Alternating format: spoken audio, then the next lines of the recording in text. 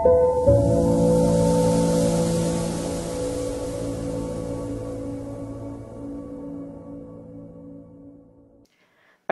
ప్రేక్షకులకు నమస్కారం. ఈనాటి మన సంభాషణ ముఖ్య అతిథి డాక్టర్ అఫ్సర్ మొహమ్మద్. కవి, అందరికీ సుపరిచితులు. ప్రత్యేకించి తెలుగు సాహిత్య ప్రపంచంలో అఫ్సర్ పేరు తెలియనటువంటి వాళ్ళు ఉండరు. తన మిత్రులు సీతారాము ప్రసేన్లతో కలిసి మొట్టమొదటి పుస్తకం రక్తస్పర్శ తీసుకొచ్చారు. ఆ తర్వాత అనేక కవిత్వ సంపుటాలు వచ్చాయి. అట్లానే జర్నలిస్ట్గా పనిచేశారు. ఇంగ్లీష్లో కవిత్వం రాశారు. ఇప్పుడు అంటే ఖమ్మం జిల్లా చింతకాని నుంచి మొదలైనటువంటి ప్రయాణము ఇప్పుడు అమెరికాలోని ఫిలడెల్ఫియా వరకు వెళ్ళింది. ఈ సుదీర్ఘ కాలంలో అనేక మలుపులు ఉన్నాయి. అఫ్సర్ సాహిత్య జీవితంలో కానీ, వ్యక్తిగత జీవితంలో కానీ, తర్వాత వృత్తిపరమైనటువంటి అధ్యాపకుడుగా తన జీవితంలో ఈ మలుపులన్నిటినీ తెలుసుకోవటం అనేటటువంటిది ఎంతో ఆసక్తికరమైనటువంటి విషయం. ఈ మధ్య కాలంలో అంటే రచన, కవిత్వము వీటన్నిటికీ మించి అఫ్సర్ ఒక పరిశోధనా రంగంలోకి కూడా వెళ్ళారు. ఈ పరిశోధన మామూలు పరిశోధన కాదు, చరిత్ర తవ్వకాల్లోకి వెళ్ళటం. చరిత్రలో ఏం జరిగింది, ఆ చరిత్ర నుంచి మనం తెలుసుకోవాల్సింది ఏంటి, ఏ అంశాలు ఆ చరిత్ర పరిశోధనలో బయటకు వస్తున్నాయి, వాటికి ప్రస్తుత రాజకీయాలకి ఉండేటటువంటి సంబంధం ఏంటి, ఇవన్నీ కూడా చాలా ముఖ్యమైనటువంటి ప్రశ్నలని తెలుగు సమాజం ముందు, అట్లానే తెలుగు సమాజం ఒక్కటే కాదు ప్రపంచ సమాజం ముందు కూడా వాటిని ముందుకు వస్తూ ఉన్నాయి ఆ ప్రశ్నలన్నీ కూడా. వీటిని అర్థం చేసుకోవటం అనేది చాలా ముఖ్యమైనటువంటి అంశం. వాటన్నిటి గురించి కూడా అంటే ఈ కవిత్వ ప్రయాణంలో, సాహిత్య ప్రయాణంలో తన అనుభవాలని ఏ విధంగా జరుగుతుంది, ఎట్లా మనం వాటిని తీసుకోవచ్చు, మనము వాటి నుంచి అర్థం చేసుకోవాల్సినటువంటి విషయాలని ఈరోజు మనం అఫ్సర్ గారితో మాట్లాడదాం. హలో అఫ్సర్. హలో అండి.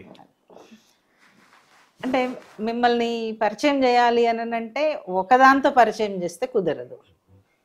జర్నలిస్ట్గా మొదలయ్యారు, అంతకుముందు యాక్టివిస్ట్గా ఉన్నారు స్టూడెంట్ డేస్లో, కవిగా ఉన్నారు, రచయితగా, అధ్యాపకుడుగా, యూనివర్సిటీలో పరిశోధకులుగా. ఈ ప్రయాణంలో మీ అనుభవాలు అంటే ముఖ్యమైనటువంటి కొన్ని ఘట్టాలని మీరు మాకు చెప్పండి. అంటే ఎక్కడి నుంచి మొదలు పెట్టాలి అన్నది చాలా పెద్ద సమస్య. ఎందుకంటే ఇది ఒక సుదీర్ఘమైన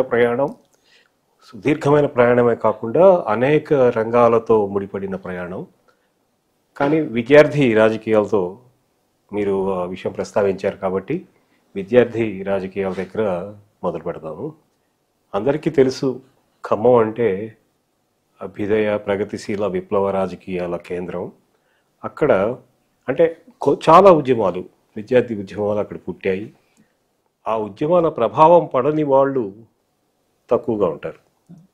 కానీ కుటుంబంలో సహజంగా ఉన్న కమ్యూనిస్టు నేపథ్యం వల్ల నేను సహజంగా వాటి వైపు వెళ్ళాను. కానీ నేను చాలా మటుకు అంటే మార్క్సిస్టు సిద్ధాంత గ్రంథాలు, మార్క్సిస్టు సాహిత్యము, వాటితో పాటు మార్క్సిస్టు రాజకీయ శిక్షణ తరగతుల్లో కూడా వెళ్ళి సైద్ధాంతికంగా అంటే సాహిత్యానికి ముందే ఇదంతా జరిగింది. సాహిత్యం తర్వాత వచ్చింది. సాహిత్యంలో కూడా నేను ఎక్కువగా ఒక రకమైన అంటే ఆసక్తి ఎట్లా వచ్చింది సాహిత్యంలో మీకు? ముఖ్యంగా కుటుంబమే కారణం అంటాను నేను. అంటే కుటుంబంలో రెండు వైపులా కూడా సాహిత్య ఆసక్తి ఉండేది. కానీ అంతకంటే ఎక్కువగా ఖమ్మం జిల్లాలో మొదటి నుంచి ఉన్న సాహిత్య, రాజకీయ వాతావరణం, ఆ రెండు కలిసిన వాతావరణం నన్ను బాగా ప్రభావితం చేసింది. కమ్యూనిస్టు పార్టీ మహాసభలు జరిగేవి, దాంతోపాటు రచయితల సంఘం సభలు జరిగేవి, ప్రజానాట్య మండలి కార్యక్రమాలు జరిగేవి. ఇవన్నీ కూడా ఒక రకంగా గాఢంగా నన్ను ముందుకు తీసుకెళ్ళాయి. అంటే అప్పటి అంటే మీరు చదువుకుంటున్న సమయం అంటే 70s 80sలో ప్రధానమైన రాజకీయాలు ఎట్లా ఉండేవి? ప్రధానమైన రాజకీయాలు అంటే కాంగ్రెస్ పార్టీ ప్రధానంగా ఉండేది. కానీ ఖమ్మం జిల్లాకు సంబంధించినంత వరకు కమ్యూనిస్ట్ పార్టీ రాజకీయాలు బలంగా ఉండేవి. అంటే చాలా క్రియాశీలకంగా పనిచేస్తున్న సందర్భం అది. ప్రతి సమాజానికి కావాల్సిన ప్రతి అంశాన్ని కమ్యూనిస్ట్ పార్టీ ముందుకు తీసుకెళ్ళడం, ఎక్కువగా అంటే మైనారిటీలు, మహిళలు, అప్పుడు అంటే దళితులు అనే కేటగిరీ లేదు కానీ దళితులు వీళ్ళందరూ కూడా కలిసి కమ్యూనిస్ట్ పార్టీ వెనక పనిచేయడం అది చాలా ఉత్సాహపూరితంగా ఉండేది. ఓకే. సో మీ మీద ఆ ఇన్ఫ్లుయెన్స్ చాలా ఉంది. చాలా ఉంది.